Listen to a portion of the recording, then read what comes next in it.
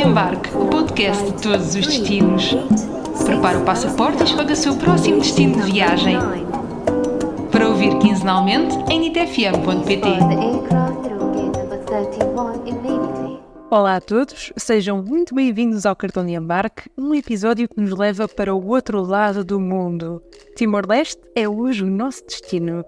É lá que nos encontramos com o nosso mano Marcelo Nunes. Já lhe chamo de mano, já viram?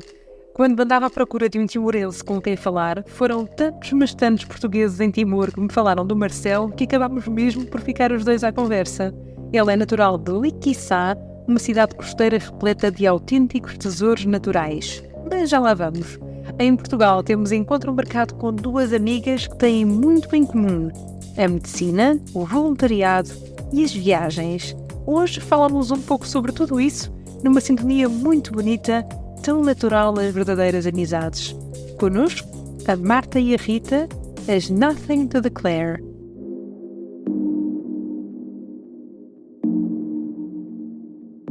Nós somos as Nothing to Declare, somos duas amigas, já temos alguns anos de amizade, temos feito bastantes viagens juntas e alguns projetos de voluntariado e por isso também temos tirado algum prazer de viajar, mas também de conviver com as populações locais, o que tem sido muito agradável e em muitas viagens um sonho, pronto. E entendemos muito bem, somos muito amigas, temos uma forma de viajar muito, muito semelhante, temos feito algumas viagens e temos publicado algumas coisas sobre as nossas viagens, portanto convidamos toda a gente também a ir espreitar-nos. E é isso, não sei se queres acrescentar alguma coisa, amiga. Não, pronto, é só dizer que somos a Marta e a Rita, que acho que também é importante. E acho que é mesmo isso. Tentamos partilhar um bocadinho daquilo que vamos vendo, nem sempre com tanto tempo como queremos, por causa das vidas de trabalho, mas vamos tentando. Então, a nossa primeira imagem foi o Interrail, não foi? Foi o Interrail, portanto, foi há precisamente 10 anos. Já fizemos este ano o nosso festejo de 10 anos, portanto, nós conhecemos-nos na faculdade. Somos amigas de faculdade e 3 anos após nos conhecermos, lançámos-nos com outra amiga para o Interrail durante um mês. E foi assim a nossa primeira grande experiência assim, sozinhas pela Europa. E pronto, e correu logo tudo muito bem e adorámos. Acabou por ser natural viajarmos juntas e sempre correu tudo assim com uma grande fluidez. E depois, pronto, claro, eu sou melhor em umas coisas, a Rita é melhor noutras e depois complementamos em muita coisa e orientamos-nos sem qualquer definição, acaba por ser tudo, deixamos tudo assim um bocadinho para o natural e o que acontecer certamente vai ser o melhor, o que vamos tirar de melhor daquela experiência e normalmente embarcamos sempre nesse espírito, pronto. Obviamente gostamos também de planear as viagens e ler sobre viagens e pesquisar, também faz parte, pronto, de todo o processo de gostar de viajar, foi assim, muito natural e tem sido ao longo destes anos. Tudo isto aliando o voluntariado, que já as levou a São Tomé e Príncipe, Guatemala e Timor-Leste. Sim, nós trabalhamos na área da saúde, portanto somos médicas, então pronto, tivemos a oportunidade de fazer voluntariado juntas pela primeira vez na faculdade, em São Tomé e Príncipe, e depois 2 vezes durante a nossa formação da nossa especialidade, que é Medicina Geral e Familiar, e portanto fomos para a Guatemala juntas e depois fomos para Timor juntas. Sim, as coisas são sempre muito exigentes e eu acho que tivemos sempre muitos desafios. Tivemos também sempre a possibilidade, depois dos voluntariados, também por uma questão de fazermos alguma apresentação do que tivemos a fazer, de refletir sobre esses desafios. E pronto, nós principalmente na nossa área, a nível de recursos, notamos imensa diferença. Estamos habituadas a uma realidade completamente diferente e depois chegamos aos sítios e temos que em pouco tempo nos adaptar, até porque nunca conseguimos fazer muito tempo de voluntariado, porque temos que tirar licença sem vencimento e temos que gerir de outra forma. Então tem que ser uma adaptação muito rápida e acho que é a parte mais exigente. Na Guatemala também um bocadinho a língua, não é? Porque tínhamos de falar espanhol e mesmo em Timor também, mas acho que depois já podemos falar sobre isso mais para a frente. Portanto, são tudo exigências que lá é que sentimos na pele, mas que também tornam tudo muito mais interessante, na nossa opinião. Também é importante tentarmos falar aqui um bocadinho da questão aqui na nossa área do branco é o melhor, não é? O white savior é que sabe fazer, nós é que sabemos fazer tudo e tal, e pronto. E isso acho que, apesar da nossa atitude não ser essa, obviamente, e de nós tentarmos envolver-nos em projetos que já têm um grande desenvolvimento e que têm continuidade e que estão envolvidos com as populações locais, portanto não estão dependentes só de voluntários vindos, sabe-se lá de onde, para poder dar apoio àquelas comunidades, não é? Nas clínicas, neste caso. Pronto, é importante também lidar um bocadinho e ter ali alguns dilemas éticos, não é? Porque há sempre situações em que nós sentimos que, pronto, que temos que definir ali a barreira do, então, mas isto é como vocês fazem, portanto vamos fazer dentro da vossa possibilidade e não mostrando nós lá fazemos muito melhor, não é? Se calhar as pessoas no início até acham que não vão lidar, que não vão ter esse tipo de atitude, não é? E depois a pessoa acaba por se distanciar um bocadinho, não é? Aproximar-se mais da realidade deles e tentar contribuir da melhor forma e em projetos que fazem sentido. São as perspectivas e dilemas com que muitos voluntários se deparam quando estão no terreno, aqui pela voz da Marta. Com isto, depois de São Tomé e Príncipe da Guatemala, o que será que as levou até Timor-Leste? É longa história. É mesmo uma longa história. Portanto, Timor já estava aqui pensado há muito tempo, desde que pensámos em fazer um voluntariado durante o nosso tempo de formação de Medicina Geral e Familiar, e tínhamos uma amiga que conhecia a irmã Cristina, que está em Timor e que é enfermeira lá e tem uma clínica e um centro social. Falámos logo com ela para realizar o voluntariado, penso que em 2019, 2020, veio o Covid, portanto baralhar-nos aqui a situação toda, e por isso é que depois optámos por em 2021 ir para a Guatemala, porque não havia mesmo maneira nenhuma de irmos até Timor, e depois conseguimos no ano passado ir até lá e foi assim uma sensação incrível, porque já estava ali pendente há imenso tempo. Então, olha, nós, para já, pronto, acho que a localização e a população foi muito, muito interessante. Nós estávamos inseridos numa população pequena, que era Memo, dentro de Maliano, e portanto aquilo era numa zona muito montanhosa, bem afastada de Dili, já muito mais próxima da Indonésia, e o facto de estarmos nessa zona, não é, torna tudo mais longe e portanto algumas dificuldades e que depois se transformam também em desafios, não é? E o facto de estar instituída naquela comunidade, um centro social e uma clínica que dão apoio à comunidade e que estão envolvidos com as populações locais, portanto, com timorenses a trabalhar tanto numa como noutra, foi muito interessante, não é? Porque nós éramos as únicas estrangeiras. Pronto, a questão da língua foi logo no início, apesar de nós irmos altamente motivadas e aprendemos ainda bastantes coisas relativamente aqui à parte do teto, não é? No início foi muito com o apoio das enfermeiras lá da clínica, que nos ajudavam, e depois nós tentámos chegar a português até elas, e elas depois tentarem passar para teto e tentámos chegar até o doente. E depois, obviamente, é uma população que não está habituada a recorrer aos recursos de saúde por rotina, não é? Portanto, acabam por recorrer sempre num motivo de urgência ou por algum sintoma, e depois algumas coisas vão sendo desvendadas, não é? E algumas dessas vão sendo diagnosticadas. O tetum e o português são as duas línguas oficiais da Timor-Leste. Mas será que comunicar em português ainda é fácil? O português é a língua oficial também, mas além do português eles têm o tetum. E o que tem acontecido é que o português tem-se vindo a perder. Eles têm alguma dificuldade com o português, ao contrário do que nós estávamos à espera. Nós achávamos que iria ser muito fácil a comunicação, e não, muito, muito difícil. As pessoas mais velhas, que ainda tiveram ali a parte da invasão e tudo, ainda falavam muito português. Os mais novos, não, e isso é também um dos trabalhos da parte do centro social lá em Memo, é tentar enraizar mais o português, fazer com que faça mais parte ali daquela comunidade, e acho que o facto de nós lá estarmos, eles também quererem muito comunicar connosco, não diretamente foi uma motivação, mas indiretamente acabava por ser, porque eles tinham tanta curiosidade em falar connosco, em perceber a nossa cultura, de onde é que nós vínhamos e tudo isso, que acho que até isso também acabava por ser bom. Um país que nos diz bastante, até pelo passado recente, que me lembro de acompanhar ainda em criança, ouvindo os adultos entoar aquela que para mim é uma canção mítica do Estrovante. Ai, Timor, calam-se as vozes dos teus avós. Curiosa, perguntei à Marta e à Rita, Timor é que encontraram por lá?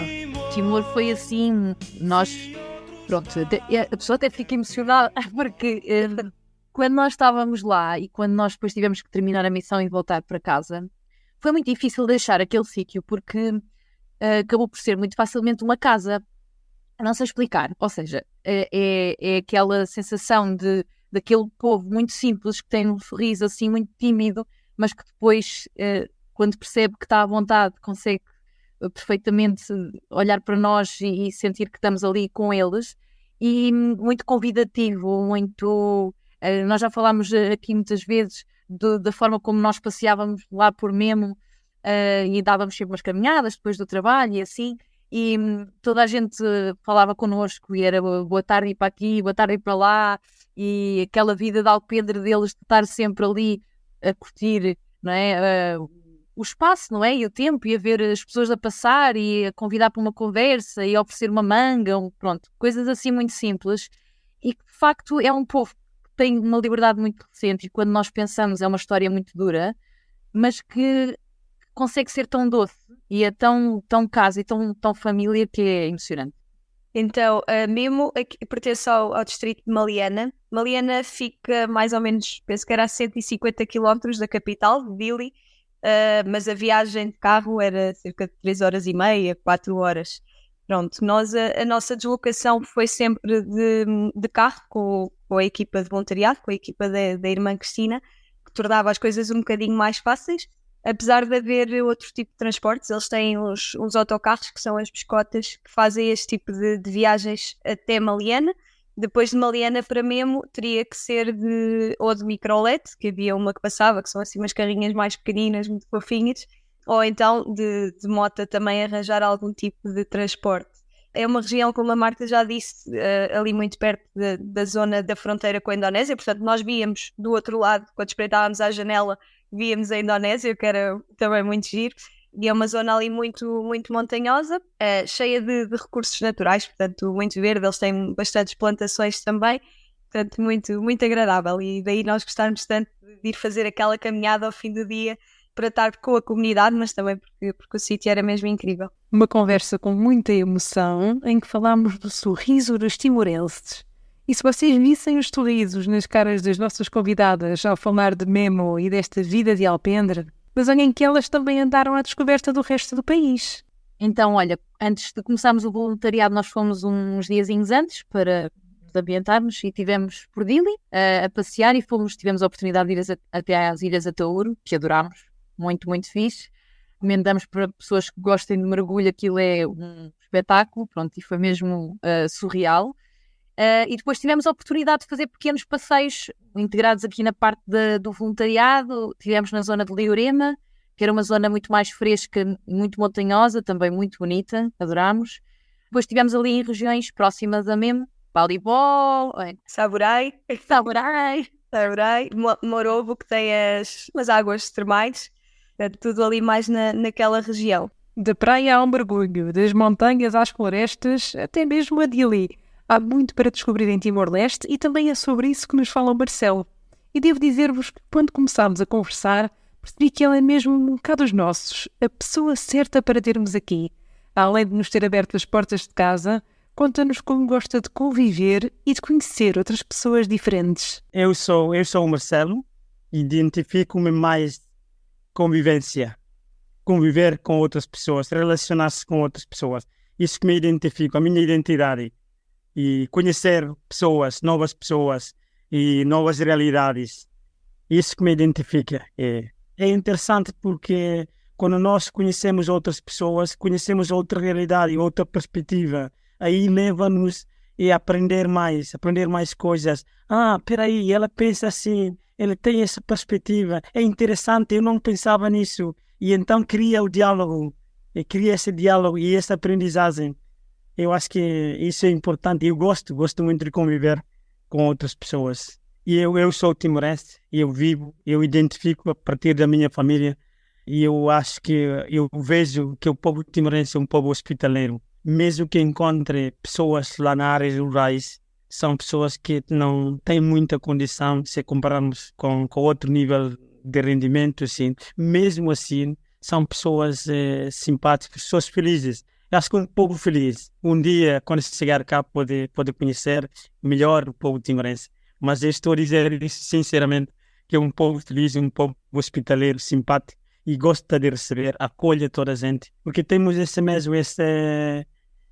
cultura de receber as pessoas acolher as pessoas, um povo acolhedor. Nós temos uma palavra para dizer bainaca. Bainaca é hóspede. O Marcelo é natural de Liquiçá, onde encontramos praias, montanhas e cascatas. O que é que podemos querer mais? Neste momento eu vivo em Dili e eu sou natural de Liquiçá, e no subdistrito de Malbara. Portanto, leva uma hora de Malbara para Dili. Liquiçá 30 minutos. Tem lindas praias, montanhas, cascatas. E é um distrito, adoro o meu município, é um distrito fascinante e incrível, praias, montanhas, e tem Forte de Malbara que é interessante, é um dos monumentos mais icônicos de Malbara, Liquiçá, do município. Como não podia deixar de ser, a terra natal do nosso convidado é aquela que ocupa o lugar mais especial no seu coração. Mas olhem que há mais. Obviamente é o meu município primeiro ali que está, assim, gosto e adoro o meu município, mas são todos diferentes, tal como em Portugal também. Eu estive em Portugal, município do distrito, regiões diferentes, completamente diferentes, e aqui em Timor também. Mas além de ali que está, eu gosto muito de Same, o município Same, eu gosto, e Baucau, e adoro muito. Same tem muitas florestas e muita água. É um município, muita água. Mas demora 4 horas de Dili para chegar lá. Praias também, porque Same localiza-se na costa sul. Tem montanha, uma das maiores montanhas fica em Same. Portanto, há muitas montanhas e em Timor-Leste. E há 4 maiores montanhas em Timor-Leste, posso dizer isso. E por isso fornece muita água. Florestas no sopé e cafés, por isso fornece muita água. E a praia de Costa Sul também é diferente, marca a diferença da Costa Norte. Dili fica no norte e Same fica no sul, é diferente. E no que toca a tradições, será que há algum momento particularmente importante para o povo timorense? Eu acho que a maior festa em que reúne a família é mais no Dia dos Defuntos. No Dia dos Defuntos marca mais. E eu também não conhecia, mas quando eu cresci, eu tenho observado, quando eu vim do município, do município para Dili, e eu tenho essa obrigação, e tenho essa consciência de voltar, e muita gente volta ao município quando chegar um dia dos defuntos. E acho que isso é uma marca maior, festa em Timor-Leste, e em casa, na família, e entre outras tradições. O Dia dos Defuntos marca mais. É em casa juntos e à noite às vezes fazemos vigência de oração, ou não sei, uma coisa que nós chamamos receber à noite para cumprimentar, jantar com os matebians, nós dizemos matebians aqui, com os defuntos, né? E os que morreram. Portanto, aqui é uma cultura muito forte entre os mortos e os vivos. Esta relação ainda é muito forte cá. O Marcelo ensina português, mas também tétum, neste caso aos estrangeiros. Uma forma importante de promover o seu país e a sua cultura, e onde acaba por conhecer muitos portugueses. O que explica o motivo por que tantos portugueses em Timor-Leste me disseram que tinha mesmo de falar com este convidado de coração tão grande. Eu sou professor de tétum também, além do meu trabalho, e também dou aulas de tétum aos estrangeiros desde 2010. Portanto, tenho dado essas aulas de tétum. Eu acho que promover, divulgar Timor-Leste através da língua, e acho que as pessoas querem aprender a língua local cá para poder comunicar com as outras pessoas. E então, pronto, as pessoas me conhecem e identificam-me, eu sou disponível. Então conta sempre comigo, como eu também conto-lhes para falar e para passear, para eu apresentar o meu país para eles. E conhecemos-nos ao longo deste dia cá, e sobretudo os portugueses. No final da nossa conversa tinha reservado um desafio para o Marcelo, que deixasse uma mensagem a quem nos ouve. É interessante.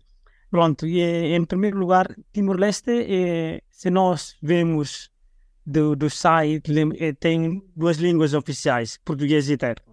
Mas quando chegar cá, às vezes as pessoas ficam assim espantadas com esta realidade. E a comunicação diária é teto. E por isso gostava que o governo fizesse também, por exemplo, na portão da entrada, colocar algumas coisas em teto, coisas simples, que em vez de como está, por dia calai, porque apanha táxi, taxistas, apanha táxi dia calai, não é como está.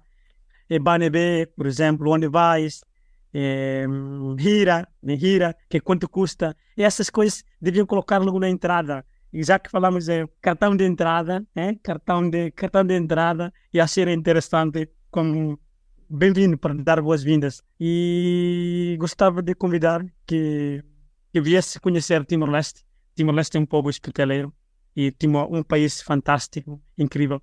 E quando chegar cá é outro mundo, digo isso. E convido-vos a conhecer Timor-Leste.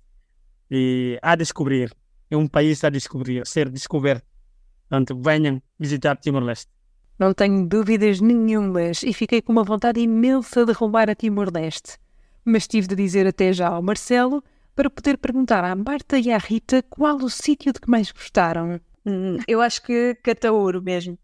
E pela questão de ser assim, uma ilha assim de paz mesmo, aquilo está-se ali muito tranquilo. As pessoas eram muito, muito queridas. Nós tivemos a possibilidade de ir com uma professora portuguesa que estava lá também a passar uns dias e que está a dar aulas em Timor, e ela já tinha ali alguns conhecimentos na ilha e demos uma volta com ela e as pessoas foram incríveis, sentaram-nos logo no alpendre, foram-nos apanhar cocos para nos dar, para nós bebermos água de coco logo ali sentadas, puseram cadeiras, puseram tudo, puseram-nos super à vontade. Portanto, foram assim mesmo muito queridas. E depois a parte de poder fazer snorkeling ou mesmo para quem faz mergulho, que tem corais, pronto, para nós foi assim uma coisa mesmo muito, muito gira, que nunca tínhamos visto daquela forma, e pronto, é outro mundo, completamente. Vale a pena. E sendo, pronto, fácil de ir a partir de Dili, acho que será sempre uma boa opção para quem visita Timor-Leste. E depois de falarmos de água de coco, bom, tenho de fazer uma passagem nada forçada para a gastronomia. Opa, comemos muita coisa, comemos algum peixinho, bebemos muita água de coco, claro, muita banana, manga, tudo absolutamente delicioso e incomparável com o que nós temos disponível em Portugal, naturalmente. Muitas plantas que eles utilizavam era a flor da papaya e ainda havia outras folhas que eu já nem me recordo muito bem, que eles utilizavam, pronto, e que acabavam por, pronto, compor o prato com o arroz, que para eles é essencial no prato timorense, não é? E que tornavam a gastronomia assim interessante. O baxo também, que também provámos, também adorámos. Havia um senhor que ia lá com uma carrinha para vender. Quando estávamos, já estava ele no pátio de casa com a carrinha do Bax a distribuir o Bax pelo pessoal. Maravilhoso. Que era assim tipo uma massa, não era? Assim, uma massa tipo como se fosse meio sopa, meio massa. Um caldo, sim. Muito bom. E depois picante, não é? Põe picante em tudo. Ficámos com algumas dicas gastronómicas, como não podia deixar de ser. Mas perante tudo isto, o que é que toda a gente, mas especialmente os portugueses, deviam saber sobre Timor-Leste? Relativamente a Timor, aquilo que nós pomos assim em cima do pedestal é o povo, não é? E isso só visitando.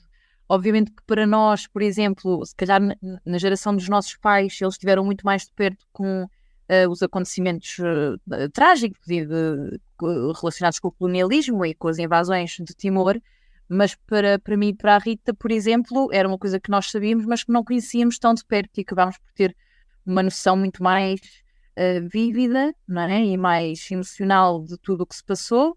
Tivemos a oportunidade e o privilégio de viver o 12 de novembro, que foi um massacre em Timor, e ver, não era bem as celebrações, mas, portanto, a homenagem do povo, e que foi muito bonito, e acho que a ligação entre a história e a genuinidade e a doçura do povo é algo que ninguém deve perder, nem português, nem outro cidadão do mundo qualquer. Eu acho que é uma coisa que ainda está muito presente, lá está, também é recente, não é?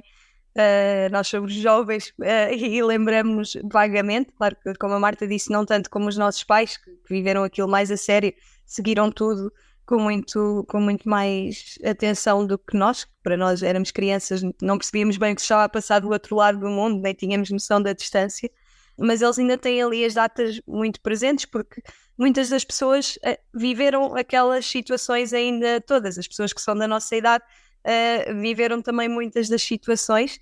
Uma das coisas que nós achávamos muito curioso, por exemplo, quando nos chegavam às consultas, às vezes não sabiam muito bem já a idade, mas sabiam que eram, por exemplo, do tempo da invasão do Japão, ou que eram do tempo Portanto, eles usavam também aquilo como uma marca do tempo para eles. E nota-se que ainda há ali marcas, mas que também não se sente o peso. Eu não senti que eles estivessem chateados com o que aconteceu. Portanto, foi assim que o país se criou.